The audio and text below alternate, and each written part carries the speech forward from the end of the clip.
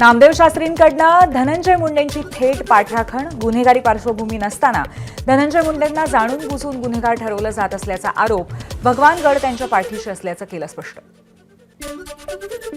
धनंजय मुंडे खंडणी गोळा करणारे नेते नाहीत. 53 दिवसांपासून मुंडेंची मीडिया ट्रायल. नामदेव शास्त्रींचं वक्तव्य, राजकीय स्वार्थासाठी जातीय तेढ निर्माण होतीये असंही वक्तव्य. आरोप सहन होत नसल्यामुळे धनंजय मुंडेंची प्रकृती बिघडली, त्यांना सलाईन लावण्यात आल्याची नामदेव शास्त्रींची माहिती. तर जाणीवपूर्वक धनंजय मुंडेंना त्रास दिला जात असल्याचं वक्तव्य. धनंजय मुंडेंची पार्श्वभूमी नामदेव शास्त्रींना माहिती नसेल. अंजली दमानियांची नामदेव शास्त्रींवरच्या वक्तव्यावर प्रतिक्रिया. नामदेव शास्त्रींनी पत्रकार परिषद घ्यायला नको होती, दमानियांचं वक्तव्य.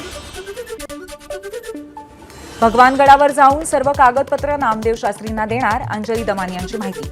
येत्या 2 दिवसात आणखी मोठा गौप्यस्फोट करणार, दमानियांचा दावा.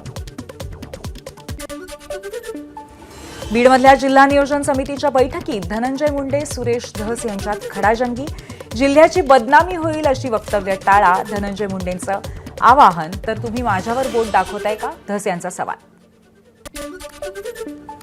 धनंजय मुंडे नशीबवान, एवढं होऊनही त्यांच्यासाठी अजितदादा छातीचा कोट करून उभे. जितेंद्र आव्हाडांचा एक्सपोस्ट करत टोला. तर 2019 मध्ये आपली पालघर पालकमंत्रीपदाची संधी अजितदादांमुळे हुकली, आव्हाडांची पोस्ट.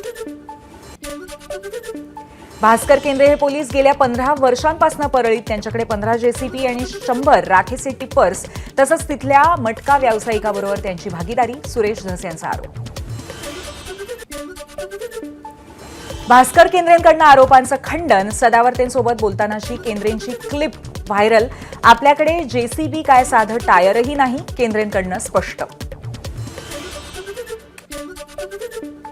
आज संतोष देशमुख हत्याकांडातील मुख्य आरोपी सुदर्शन घुलेची पोलीस कस्टडी संपणार. सुदर्शन घुलेला बीडच्या विशेष न्यायालयामध्ये हजर केलं जाईल. सुनावणीनंतर पोलीस कोठडीबद्दल निर्णय होईल. मुख्यमंत्री फडणवीस यांचा आजचा दिल्ली दौरा रद्द. पुण्यातल्या कार्यक्रमानंतर मुख्यमंत्री मुंबईत परतणार. कांदिवली पश्चिममध्ये भाजपच्या मेळाव्याला हजेरी लावणार. पुण्यात मुख्यमंत्री आणि दोन्ही उपमुख्यमंत्री आज एकत्र येत आहेत. विश्व मराठी संमेलनाच्या उद्घाटनाच्या निमित्ताने हे तिघे एकत्र येतील. तिन्ही नेते बऱ्याच दिवसांनी एकत्र येतील. नाशिक रायगड सहपालकमंत्रीपद शिवसेनेला देण्याचा प्रस्ताव. मात्र सहपालकमंत्रीपदाचा प्रस्ताव शिवसेनेला अमान्य. या तिढ्यावर 2 दिवस तरी तोडगा निघण्याची शक्यता नाही. आमदार महेंद्र थोरवेंच्या विजयाच्या विरोधात अपक्ष पराभूत उमेदवार सुधाकर घारेंची याचिका मुंबई उच्च न्यायालयाने स्वीकारली. थोरवेंनी चुकीच्या आणि भ्रष्ट पद्धतीने निवडणूक जिंकल्याचा आरोप. वैयक्तिक कामासाठी उपमुख्यमंत्री शिंदेंची भेट घेतल्याची रवींद्र धंगेकरांची माहिती. सध्या कोणत्याही पक्षात जाण्याचा माझा विचार नाही, धंगेकरांकडनं स्पष्टीकरण. उपमुख्यमंत्री अजित पवार थोड्याच वेळात सारथी संस्थेला भेट देणार. महिन्याभरात दुसऱ्यांदा भेट. सध्या सारथी संस्थेच्या नूतनीकरणाचं काम सुरू आहे आणि अजित पवार अधिकाऱ्यांची चर्चा करत आढावा घेणार. आजपासून संसदेचं अर्थसंकल्पीय अधिवेशन. अधिवेशनामध्ये वक्फ दुरुस्ती विधेयकासह आणखी नवीन विधेयकं मांडली जाणार. संसदेचं अर्थसंकल्पीय अधिवेशन 2 भागात. पहिला भाग 31 जानेवारी ते 13 फेब्रुवारी आणि दुसरा भाग 10 मार्च ते 4 एप्रिल. उद्या अर्थमंत्री निर्मला सीतारामन सलग 8व्यांदा अर्थसंकल्प सादर करणार. आवडेल तिथे कुठेही प्रवास करा योजनेसाठी वर्षभर एकच दर लागू करण्याचा एसटीचा निर्णय. मात्र तिकीट वाढीनंतर योजनेच्या 5च्या दरातही वाढ. भाडेवाढ आणि यूपीआयमुळे एसटीची कमाई वाढली. तिकीट खरेदीसाठी यूपीआयच्या वापरात दुपटीने वाढ. 8 दिवसात एसटीला 8 कोटींचं उत्पन्न.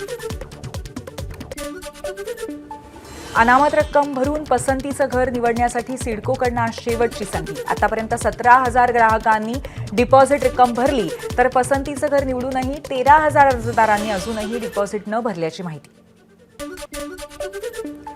कल्याण शिळफाटा रस्ता 5 ते 10 फेब्रुवारी दरम्यान 5 दिवस बंद राहील. पलावा जंक्शनजवळ निळजे रेल्वे उड्डाणपुलाचं काम केलं जाईल. पलावा जंक्शनकडे येणारी सर्व प्रकारची वाहतूक बंद. नवी मुंबईतल्या खारघर ते पेंधर मेट्रोच्या फेऱ्या आणि गती वाढणार. प्रवाशांना दिलासा. मेट्रोला चांगला प्रतिसाद मिळाल्यामुळे फेऱ्यांमध्ये वाढ होण्याची मागणी केली होती.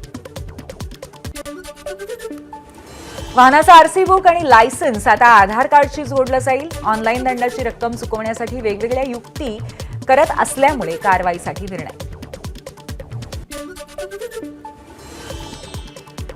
लातूरमधील प्रधानमंत्री दिव्याशा केंद्राचे पालकमंत्री शिवेंद्र राजे भोसले यांच्या हस्ते उद्घाटन. यावेळी 350 दिव्यांग बांधवांना सहाय्यक उपकरणांचं वितरण.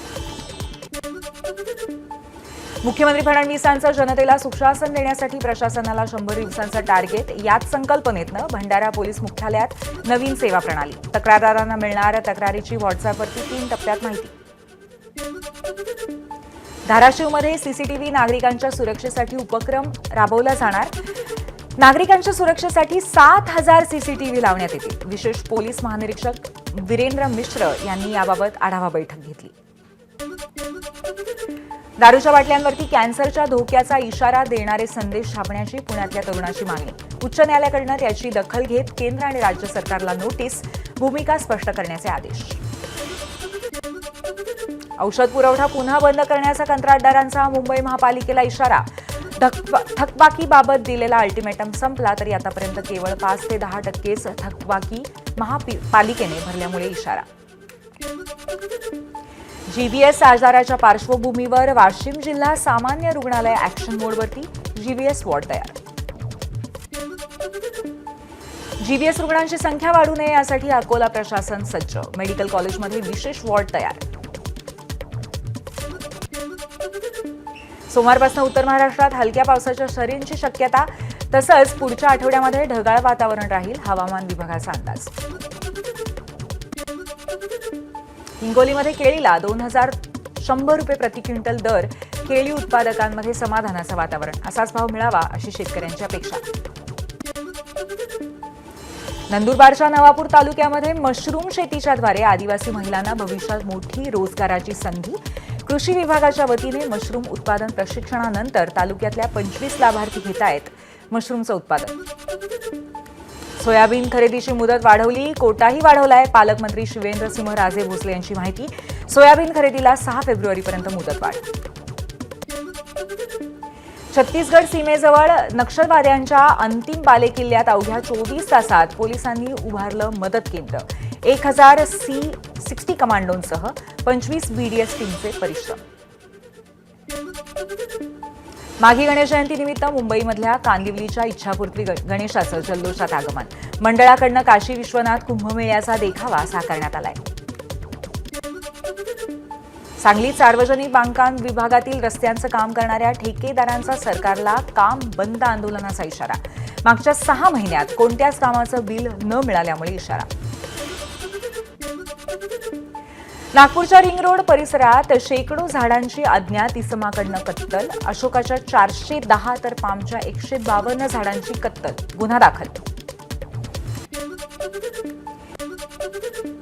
नंदुरबारमध्ये अवैधरित्या घरगुती गॅस सिलेंडरचा वापर. वाहनांमध्ये LPG गॅस भरणाऱ्यांवरती गुन्हे शाखेची कारवाई. वाहनात गॅस भरण्यासाठी लागणाऱ्या गाड्या जप्त. चेंबूरमध्ये मेट्रो पिलरचा काही भाग रहिवासी इमारतींवरती कोसळला. सुमननगरमधली ही घटना आहे. वडाळ्यामध्ये जाणाऱ्या मेट्रोचं काम सुरू असलेल्या ठिकाणची घटना. वासवानी कंपनीकडनं शेतकऱ्यांची फसवणूक. शेतकऱ्यांच्या जमिनी बळकावून त्याच्यावरती अनधिकृत मातीचा भराव सुरू. अलिबागच्या मिळकत खार गावातला प्रकार. DHR पतसंस्थेच्या जळगावातील मुख्य कार्यालयासमोर ठेवीदारांची निदर्शनं. मुदत संपूनही ठेवी परत मिळाल्या नाहीत. त्यामुळे ठेवीदार आक्रमक. कोल्हापूर जिल्हाधिकारी कार्यालयासमोर 5 ते 6 जणांमध्ये फ्री स्टाईल हाणामारी. पोलीस घटनास्थळी दाखल होताच सर्वांनी पळ काढला. चॉकलेटचं आमिष दाखवून 3 वर्षाच्या मुलीचं अपहरण. मुंबईतल्या वरळी पोलीस ठाण्याच्या हद्दीतली धक्कादायक घटना. धुळ्यातल्या देवपूर परिसरामध्ये अवैध कॅफेंवरती पोलिसांचे छापे. पडद्याआड अश्लील चाळे करणाऱ्या तरुण तरुणींना पोलिसांनी ताब्यात घेतलं. विनापरवाना देशी बनावटींचे 2 पिस्तूल तसंच 8 जिवंत काडतुसं बाळगणाऱ्यांना अटक. आरोपी उत्तर प्रदेशातील असल्याची माहिती. ABP माझा, उघडा डोळे बघा नीट.